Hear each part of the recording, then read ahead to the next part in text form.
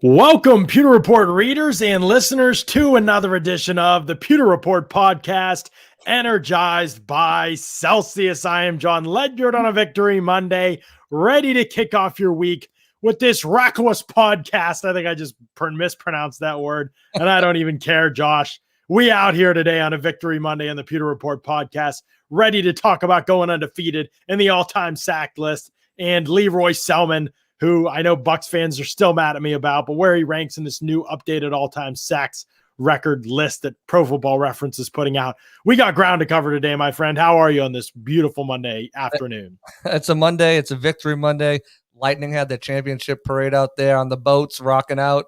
Doing well, ready to get back. We're 2 weeks officially, less than 2 weeks away from training camp. So looking ready to get some football action going. Almost done with basketball, wrapping up, and then we'll have the Olympics. But your Suns dropped one last night. They did. Off, but they'll bounce back. Yeah. It was not an enjoyable watch. Was getting a little angry, a little out of sorts, so decided to opt out of the fourth quarter after it got to be 29. I still checked in. It's getting a little worked up there. It wasn't a good night for sure. We'll see. Game 4 is everything, man. You win game 4, you got to feel real good about the series. But yeah, Lightning Parade, fun stuff. If you noticed, I obviously am not where I normally am podcasting from. I'm in Pennsylvania right now, so I wasn't even in Tampa Bay for the parade today, but I was tracking and following along with everything, and I saw that there was some good stuff going on. So it was obviously Kucherov gave another epic interview, and it made me just kind of think about, man, what if we're here with the Bucs again, man? Like, just think about how many good memories and moments there were from the parade just recently. We can do that again, man. Be nice. Cooch just pouring the beer on the guy's head. That's right. I know. He wearing the Conn Smythe as a hat. It was. They had a lot of fun out there. Well deserved. Back to back, especially with the shortened season and shortened off season and playing the bubble. So good for them. Congratulations to them. Yeah, it was fun. You'll hear that from me. Yeah, definitely fun. I think we need to take some light from your camera and put it on my camera. I'm in the dark more today because I didn't bring I'm on my webcam. I'll be on my webcam here when I'm on the pod over the next couple of weeks. I didn't bring the nice camera and the whole setup because we're going to be kind of mobile up here and staying in a couple different places. And so wasn't sure all that equipment was going to be with us. And so I apologize that my quality isn't quite as good as it normally is here, but on the show, but the quality of the content is going to be great. And the quality of the Celsius is going to be great as well. If you don't know, Celsius is the title sponsor of the Pewter Report podcast. And yeah, you've got some peach vibe you're rocking. I am going through withdrawals right now because I was on the flight. So I didn't have my Celsius with me that I typically have. So I've got to get some. I've got a couple in the car that I've got to put in the fridge tonight for my workout tomorrow. And so, yeah, that's where I'm at with the Celsius right now. But you're rocking the peach vibe, drinking the peach vibe, as you should be. Terrific flavor. For people who don't know, Celsius, it energizes and powers active lives every day with essential, functional energy. Make sure you were checking it out on the banner ads at pewterreport.com and at Celsius.com. Use that store locator. Find out where the Celsius are around you. It is a game changer. We got a couple messages on the YouTube side of things, just people saying, thank you for turning us on to Celsius. It's wonderful stuff. Best energy drink I've ever had. The taste, the fact that it doesn't crash. I don't crash. We always get tons of comments from readers, but always keep those coming, man. We appreciate that when y'all are giving us that kind of feedback. It helps us, and it really helps Celsius too be able to gauge how valuable this is. So definitely appreciate that. Logan not holding back. Grape Celsius, big Grape Celsius fan. He wants everybody to know. Appreciate that, Logan. Grape Celsius, I agree. It's my wife's favorite. That's her favorite flavor for sure. So Isaiah Osborne wants to already chime in on today's topic, Josh. No, the Bucs won't go 17-0. I don't disagree with Isaiah. I don't. But here's the possibility. Here's the question is whether there's a possibility for them to go 17-0 or not, and where that kind of ranges in comparison to other teams in recent years. All of those kind of things is kind of what we're discussing here. Everybody knows the smart money is not on the Bucs going 17-0 or any other team going 17-0 at any point. But my question to you, Josh, is one that was in the mailbag today. And I want to know, do you think that what do you think is more likely, the Bucs going 17-0 this season or winning 3 straight Super Bowls? It's funny because the question that you're asking, Tom Brady came close to doing both already. Like literally one game away from a perfect season. We all know how that ended. We don't have to relive that. Please don't let us relive that. And then, they went to 3 straight Super Bowls. They lost that game to the Philadelphia Eagles, but they went to 3 straight. They could have won 3 straight, had a very good opportunity. If Brandon Cooks doesn't get injured right away, maybe that changes the outcome of the game. But Tom's been there to both of those situations, right? He hasn't capitalized on one. And I think that if he was going to shoot for one thing to get done, it'd be the undefeated season. I think that's the only thing he has left to check off on his list is to go undefeated. And I'll tell you what, I don't think we've seen the team better suited and better rostered for that opportunity. And you combine that with their schedule this year, John. I don't want to say it's a possibility, but it's a possibility. It's a possibility, but it is highly unlikely. Paul does a good job of describing it here. Paul Atwell, a contributor over at pewterreport.com, says, obviously everyone knows going undefeated is hard, but I think it's still underappreciated. Even if you had a 90% chance of winning every regular season game, which would be absurd for even one game, you'd only have a 17% chance of going undefeated. Paul's better at math than I am. Definitely better percentages than I am. So here's my question to you, Paul, and to anybody out there. What's more likely then? You win 3 Super Bowls in a row, or you go undefeated in one season and don't lose a single game? Even 17-0, let's just say the regular season. Let's just say the regular season. Not even consider the playoffs at this point. What's more likely? Winning out throughout the regular season? To me, neither are going to happen, in my opinion. But I do think that going 17-0 is more likely than winning 3 straight Super Bowls. It's just so hard. Nobody's ever done 3 straight Super Bowls, before. So, but today's parity in today's NFL, it's hard to go 17-0 too. So it's a great conversation, I think, is to discuss. Some Bucs fans don't even care about going 17-0.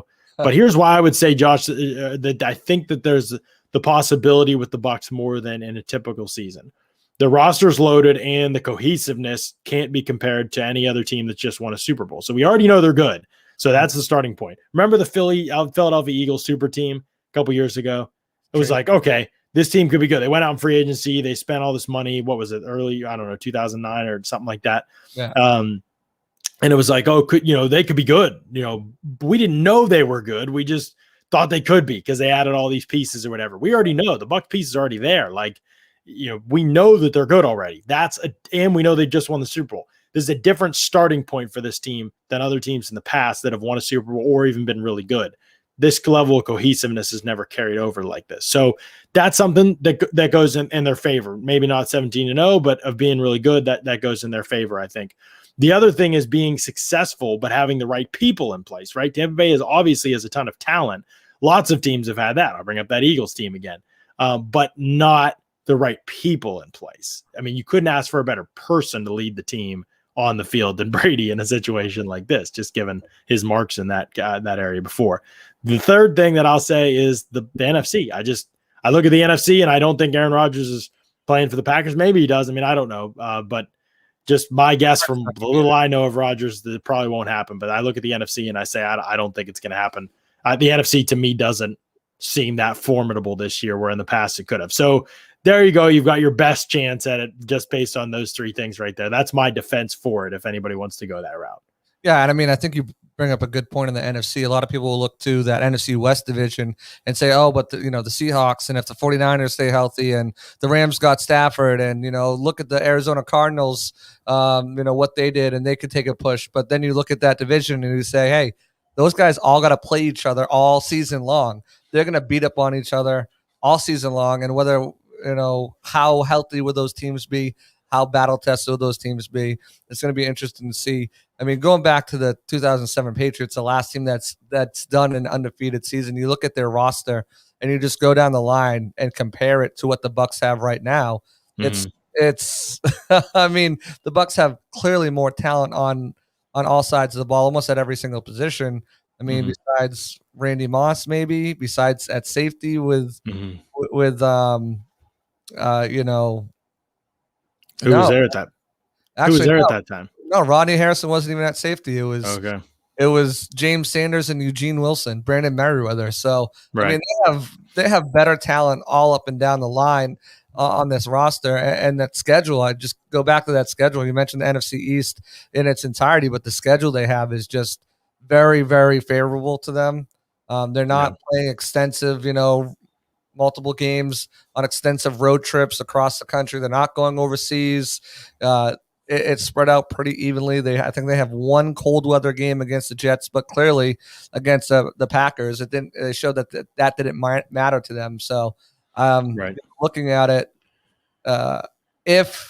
if this team was constructed, Brady came a year earlier and they won the Super Bowl a year earlier, maybe I could definitely see. But next season, this team's going to look completely different. So 3 in a row, I think, is going to be very difficult. Undefeated, like you said, I think is more of a possibility to happen of the two. If I had to pick one, right? Andrew says, "What? The Bills went to 4 straight Super Bowls." Agreed, Andrew. We're talking about winning consecutive Super Bowls, winning 3 consecutive Super Bowls. That's what's never been done before. Teams have gone to 4 in a row. Bills being that prime example of it, but not they didn't win any of them. So yeah, winning 3 in a row is what we're discussing here. So yeah, we definitely, this is obviously we're talking about pretty uncharted territory, especially in today's and the modern NFL. And Paul says more likely to three-peat than to go 17-0, given they've already won one. So I don't know if Paul's ran the numbers here, or maybe Jack will chime in and he'll run the numbers. I don't know. We got this third energy out here. I'm all in on it. So maybe it is going to be more likely to three-peat than go 17-0. And so, but I can't see it. I think running, to win 3 Super Bowls. But I mean, Paul is right statistically, because the likelihood that they would be in position to win those games and win 3 Super Bowls seems pretty high. So maybe at that point it is less games to kind of win at that point. Wasn't the helmet catch against Rodney Harrison? Yes, Rodney Harrison was out there for the helmet catch, but was that? So he was out there that season. Then he was on that undefeated team that was undefeated going into the Super Bowl. Oh, he was injured to start the year. Yeah, he was suspended to start the year. Oh, okay. That's probably why he's not listed on the PD scandal thing. Yeah, that's right. Oh, yeah. So that's why good old Rodney wasn't out there. Yeah. So, but it's a tough discussion. I mean, either way, my biggest point about it is no, I don't think the Bucs are going undefeated. I wouldn't even think about putting money on that personally. But the other part of what we're trying to say here is that just be like Bucs fans have the ability to have this conversation. Like that's not something that they would have really dreamed about not that long ago. And now you have the ability to be in this conversation and talking about being potentially undefeated. And it's not crazy. There are actual evidence. I think there's actual points to be made for why the Bucs have a better chance of going undefeated than other teams before them have gone, other teams before them that have tried to have this venture, have this conversation. Their show hosts have had to have this conversation on a podcast. To me, I think the Bucs have a better argument, a better case than a lot of those other teams have had in the past.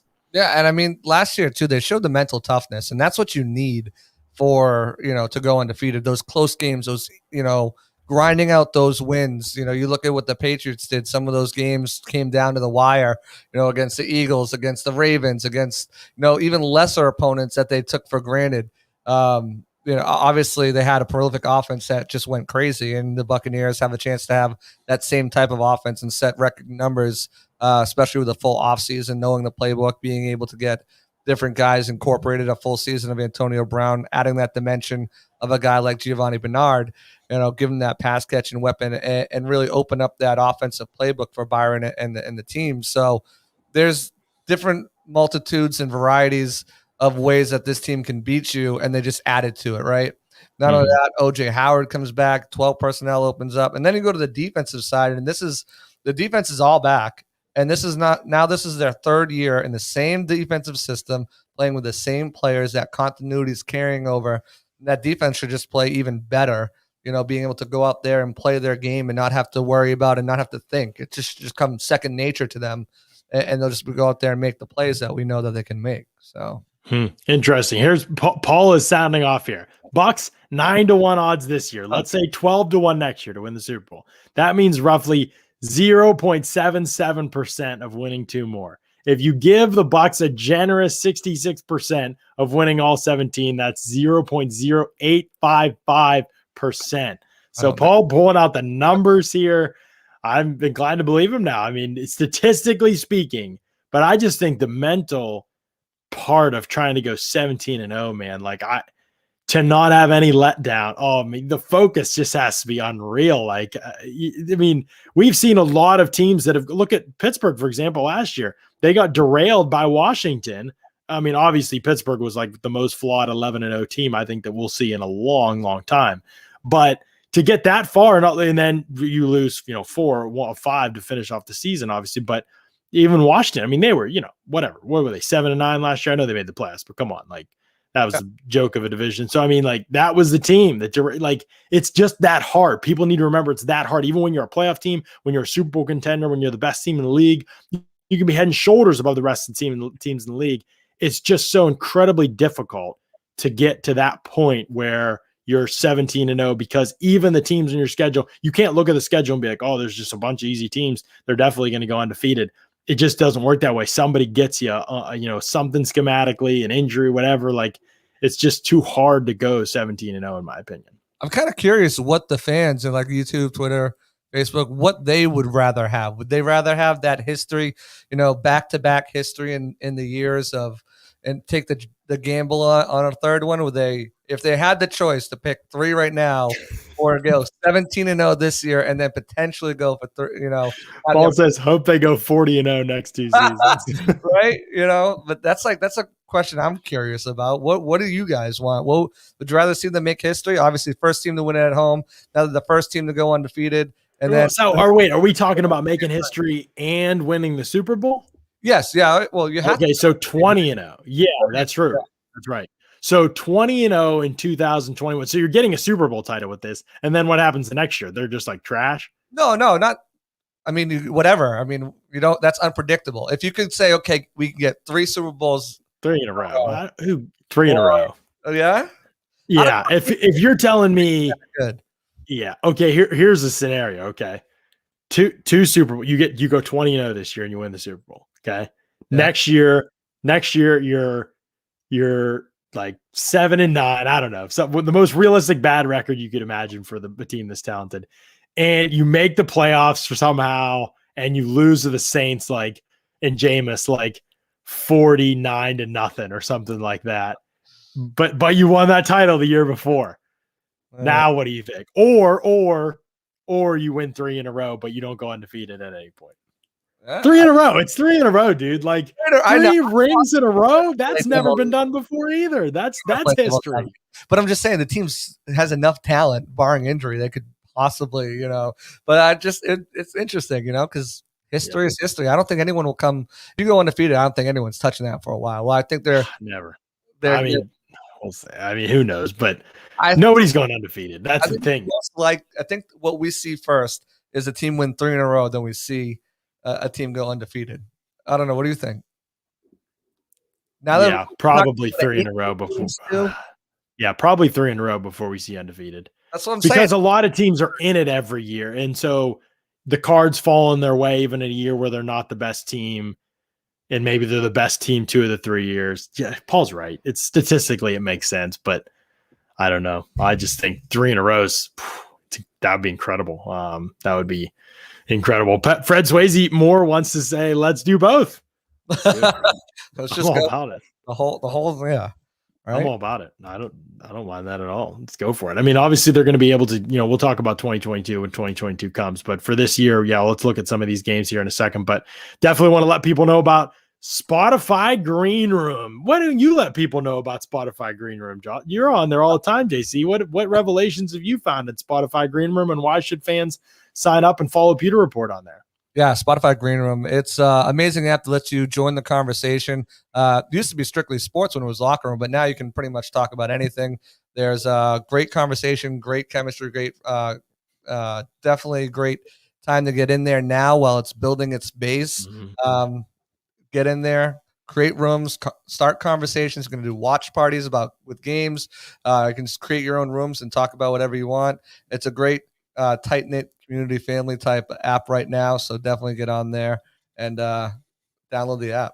Yeah, rep your favorite teams, find your community on there for sure. Lots of Bucs fans getting on there, getting involved. It's been fun to host shows on there and have Bucs fans drop by and sound off in there. And the Green Room, the fact they've changed it from locker room to Green Room, I've kind of enjoyed the changes. I think it's cool.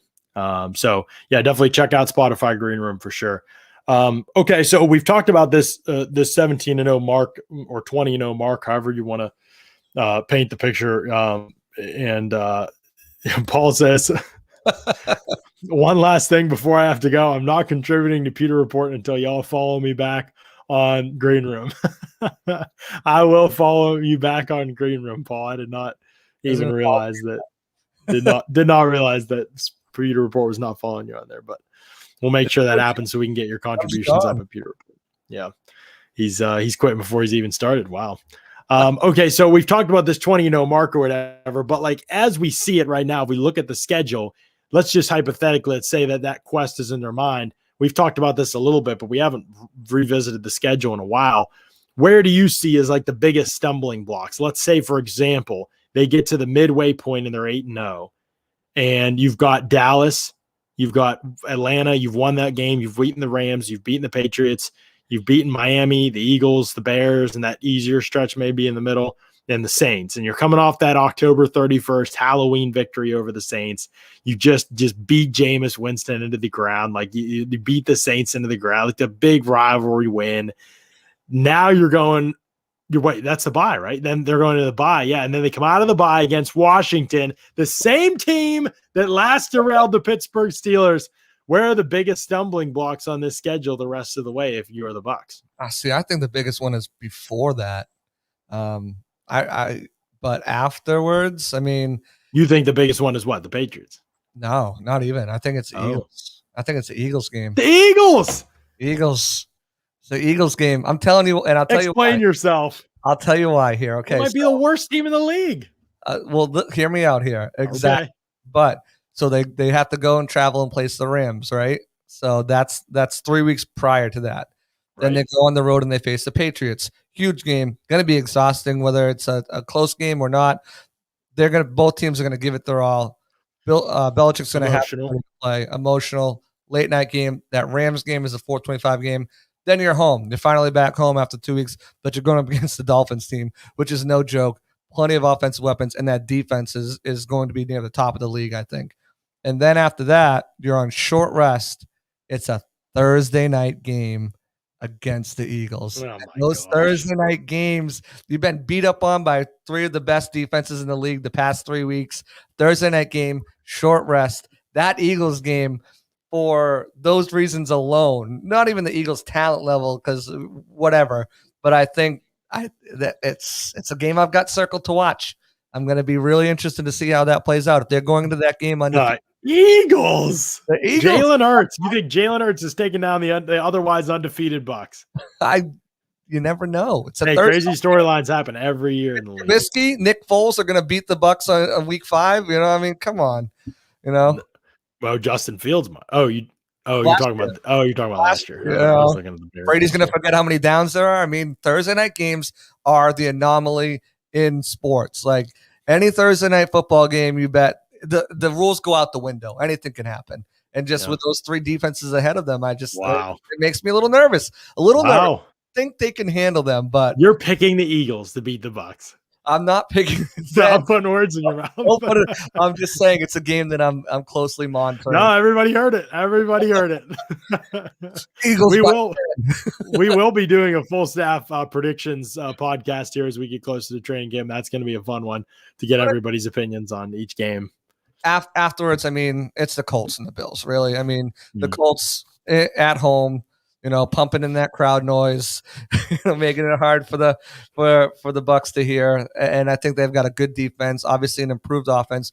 We'll see what Carson Wentz is. If Carson Wentz is even close to MVP Carson Wentz, then that could be a really tough game. And of course, the Bills are the Bills. But you're playing the Panthers twice in the last 3 weeks of the season, and those games can be trap games. Those division games can be trap games. So I'm looking at that too.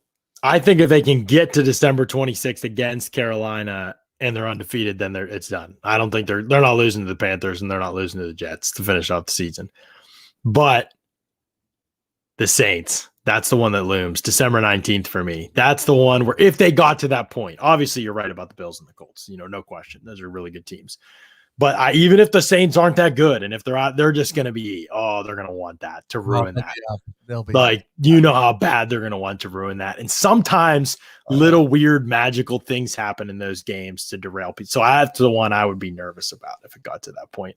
Bucs fans, let us know which of those games, if you see them on the list, that you think might be kind of challenging for them, especially throughout the second half of the season. A very interesting thing happened today, JC, that I wanted to make you aware of. I'm not sure if you were. Oh, and by the way, Jack brings up a good point. Depends if Taylor Tucking Heineke is playing against the Bucs when they play Washington out of the bye week. That's what I'm going to call him now. I'm not going to refer to him as anything other than Taylor Tucking Heineke. You put Heineken. That's right. Heineke, whatever. I mean, if Devin White's there, he's chasing his that's right. That's true. Yeah. Pro Football Reference has gone back and unearthed a new ranking for all-time sack leaders.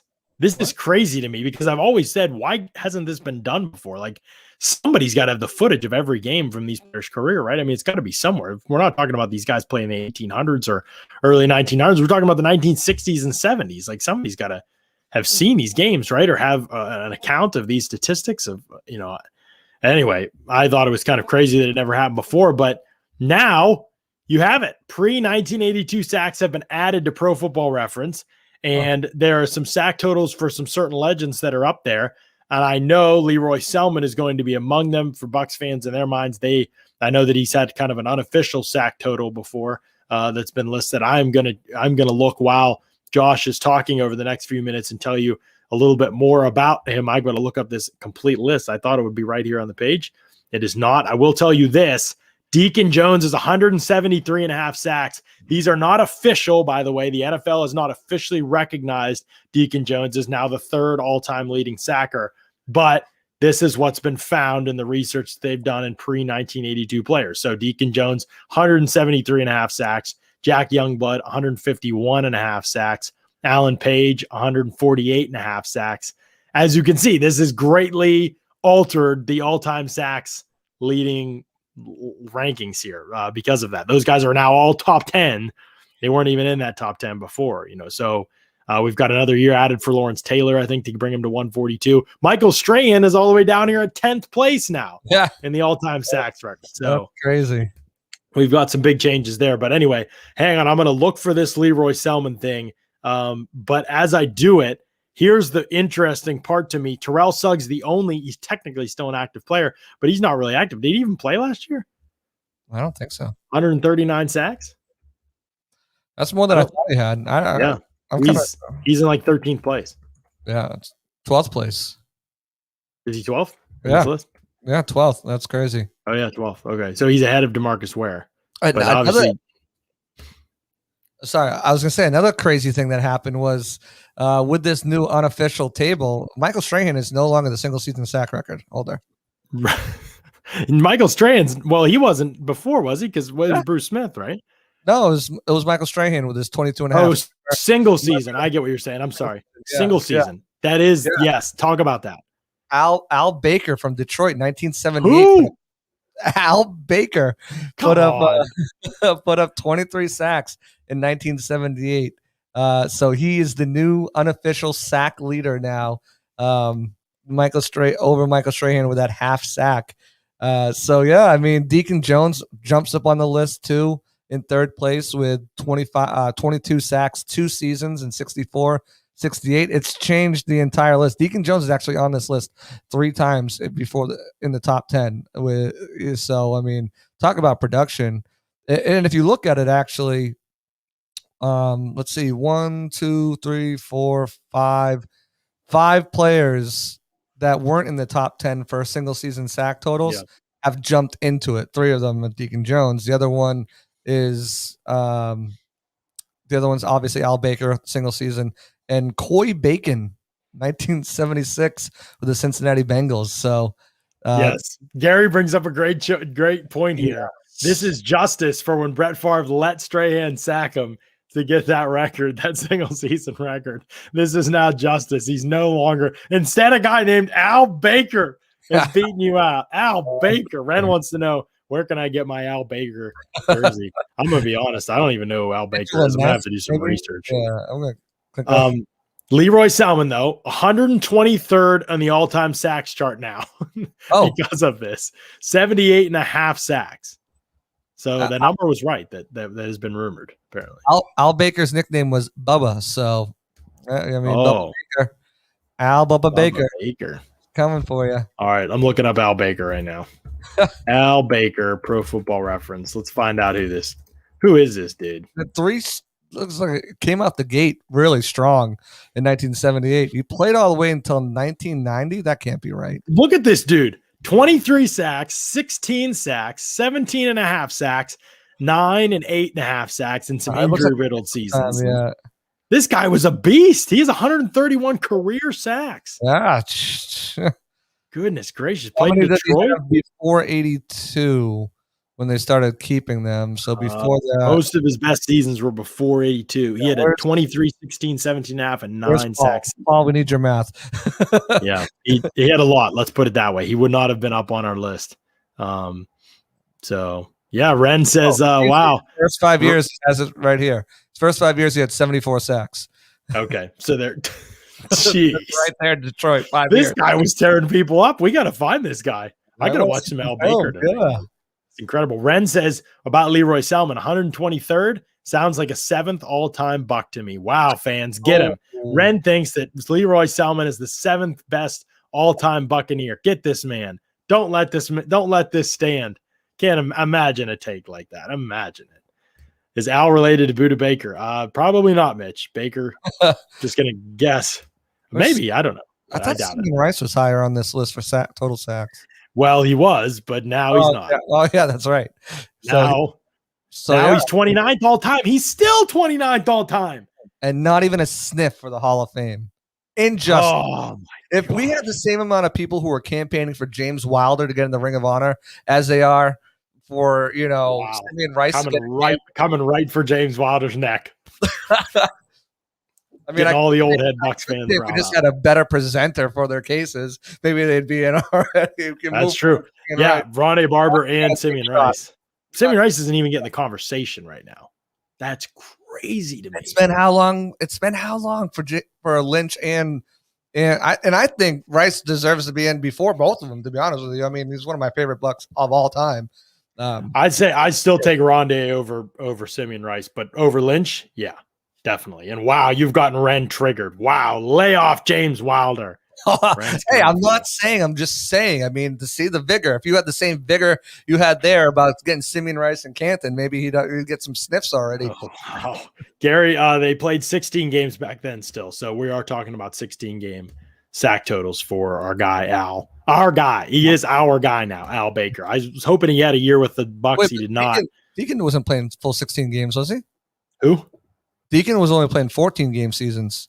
I don't know. I'm just looking at. I was just talking about Al Baker. How long ago was Deacon? Was before that for sure. Deacon was in 61. They're only playing 14 games. Oh, so Deacon played less games and got 173 and a half sacks. Yes, and different league back then. Let's just be clear. Like offensive linemen were like 10 pounds. Well, they didn't throw the ball that much either. They were running the ball. Right, that's true. So maybe 173 and a half is even more insane. Well, I mean that makes it a little bit more impressive, right? Less pass attempt, pass. He was probably getting a sack. Like he was probably averaging like 2 sacks a game, and there were only probably like 10 pass plays in a game. Like I said, he's got 3 of the top 10 sack totals. He was basically Bruce Smith before Bruce Smith. Yeah. I mean, that's kind of the comparison I think of. Bruce Smith played with much better competition, but but more passing, and I mean, he crossed so many eras. I mean, that dude played forever. He played almost 20 years. He had like what did he play? Like 18 years? Yeah. He was in Washington, like old, and he was still putting up sacks. Like what?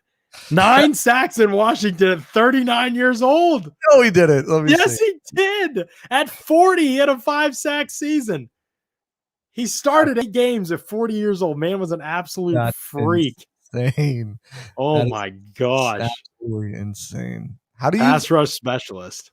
How do you, as a 22, or like a 23-year-old, all pro left tackle, right tackle, how do you just, how do he was a free agent signing of Washington in 2000, and he responded with 29 sacks in 4 years as a 37-year-old free agent defensive end. I need to see this game. I need to see if someone got beaten multiple times in one game. We don't talk about him though. Bruce Smith. It's just crazy. He's absolute freak. When we talk about freaks, he never headlines the list. Dude was just on his body was unreal. Which makes special player. Just makes what Tom Brady's doing 20 years in the league and just an absolute beast that much even more. Yeah. Speaking of Tom Brady, ESPN released their top 10.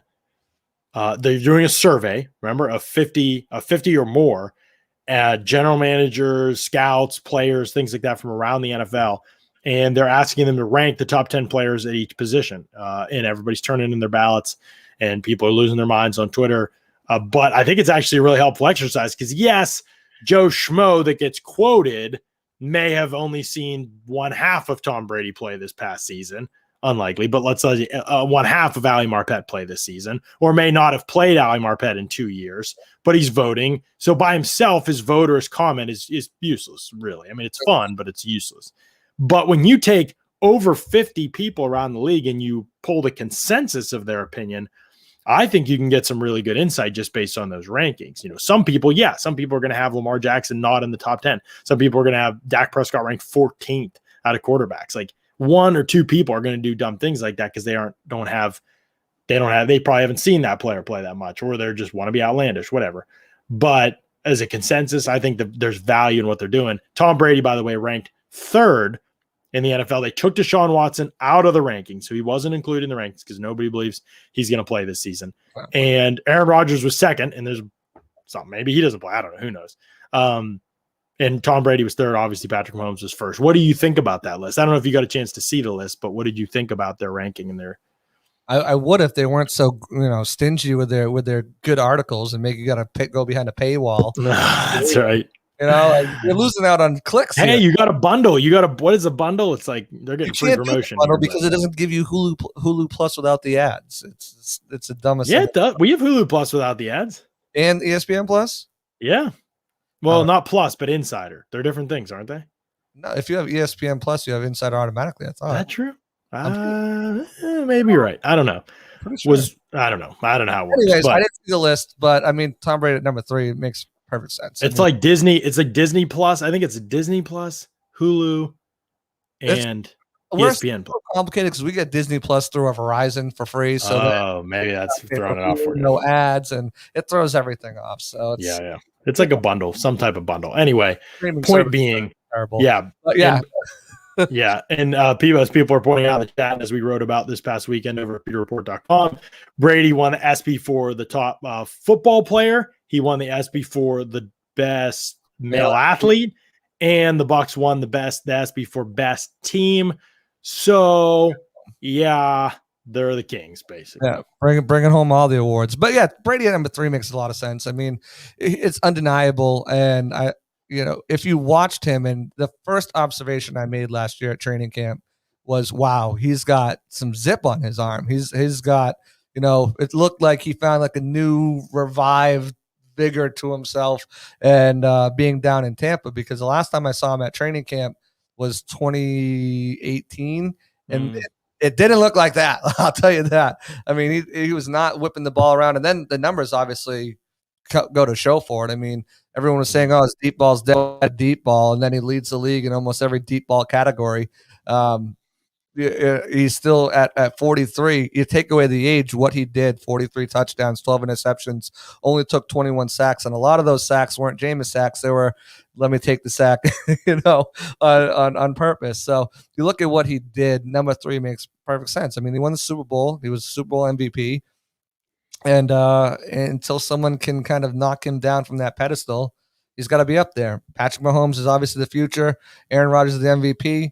But after that, who's better than Tom? I mean, I don't, maybe skill set, maybe like young skill set wise, you can make a case for somebody, but as a complete package at quarterback, you can't. I just don't see it.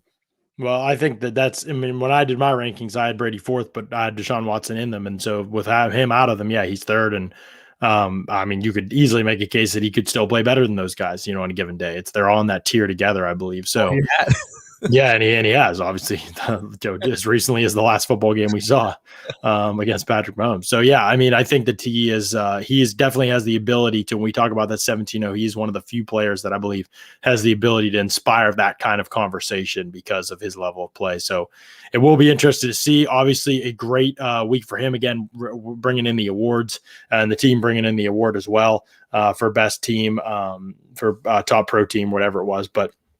Yeah, it's going to be one of those off seasons where the Bucs are going to be, yes, Brady, we talk about him being in a place where he's been before, but even as all these awards go out and people start talking about, the buzz picks up, and training camp, by the way, Bucs training camp starts in 12 days. As all those things happen, there's going to be so much outside noise that a lot of people on the team are not used to. So how Brady and Arians are able to lead this group, despite all that, is going to be, yeah, it's going to be amazing to watch. And if they can do it, obviously, what's waiting for them at the end is going to be significant. How well this team has handled injuries over the past 2 years, obvious knock on wood, but their commitment to sports science that Bruce Arians has had, that he admits he did not have enough of in Arizona, has been probably one of the most overlooked things. Even when they've lost players for a little while, they've gotten him back. And so that's been really encouraging with this team so far. And it gives you hope that they can continue to be, I think over the last 2 seasons, they are one of the best, top 5 maybe in terms of games lost over the last 2 seasons, where before that, the Bucs were among the worst in the league, worst 5 teams in the league, like for the last couple years before that. So it's been a huge turnaround for them this year. And I think that, or the last 2 years, and it'll be huge for them to carry that over into 2021, I think. Yeah, and I mean, you've already heard Bruce. He's already learned from things that he did with the Cardinals that year. With guys at OTAs and guys out, he's going to have. I think we're going to see a lot of guys have rest days throughout training camp, just preserving their bodies for when it really counts. Combined with the sports science that he's been using, those vests that they wore all year last year.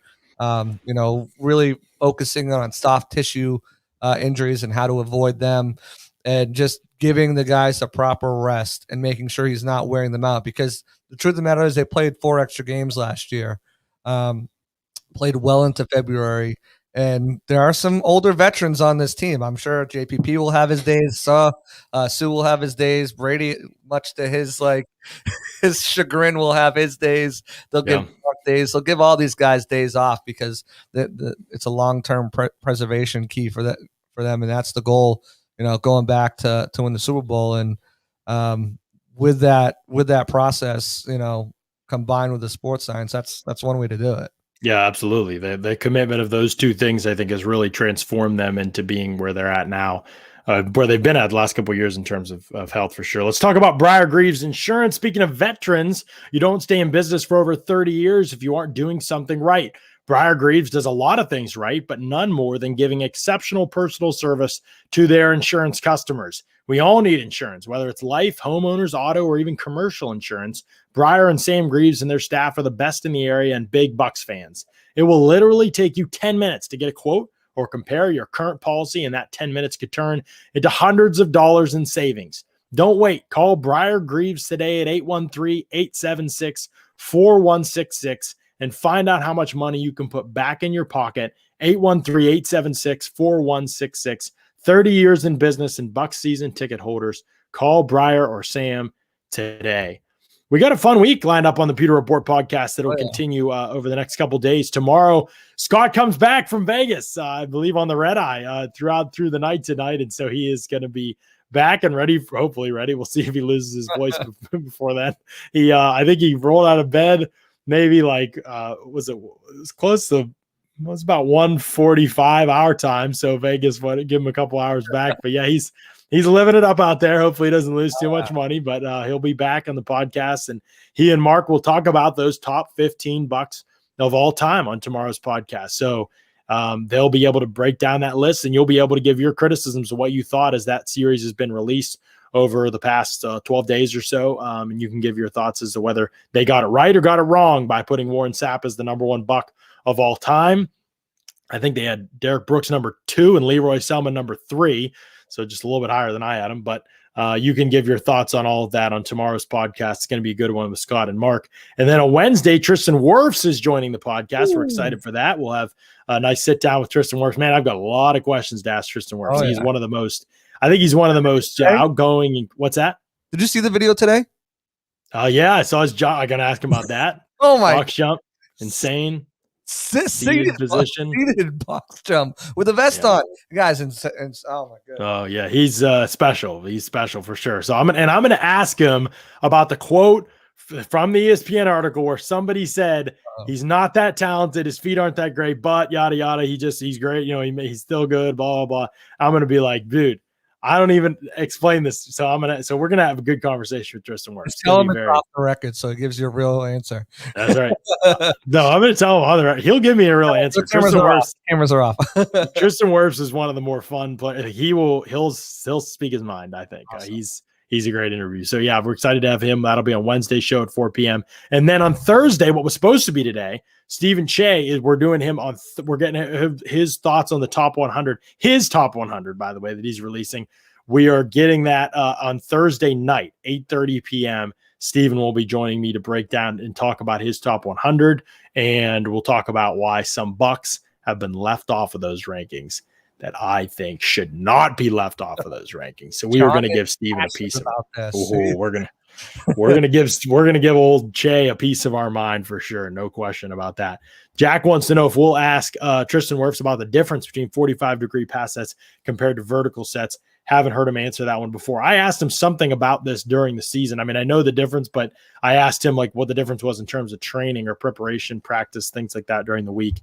And something like that was what he answered. But yeah, we will definitely talk about this because he's talked about how his pass sets totally changed. So I'll have him go back over that for us on Wednesday and find out a little bit more about what changed. Mitch wants to know if fans will be allowed at training camp. Yes, Mitch, I believe they will be, but it's going to be, it's going to be like what, season ticket holders? Season ticket holders. You got to apply for it. There's certain days and certain times that they're going for. They're doing like a military day and a women's day. And so it's just, I would go on the Bucs website and if you're a season ticket holder and look at that. But if you're not, that might be the best indicator for sure. But tune in because there will be obviously great coverage from Pewter Report. We'll have pictures, videos every day. And, I think Casey and Scott will be doing their live from training camp, coverage. But Scott Smith, it's never really that great. So we'll be excited to be out there and we'll be excited to take a look at all that stuff. And we'll obviously be live in the podcast. We'll be bringing you all that stuff during training camp too. 12 days away. We are ready, man. It seems like just yesterday the Bucs were wrapping it up, and now we are out here again, ready for another season. So it's going to be fun, and you're going to be able to experience and enjoy all of it through the lens of the Pewter Report podcast, as you, our faithful listeners, always do. So appreciate that. Thanks so much for tuning in, and we'll catch you again tomorrow on another edition of the Pewter Report podcast. Out.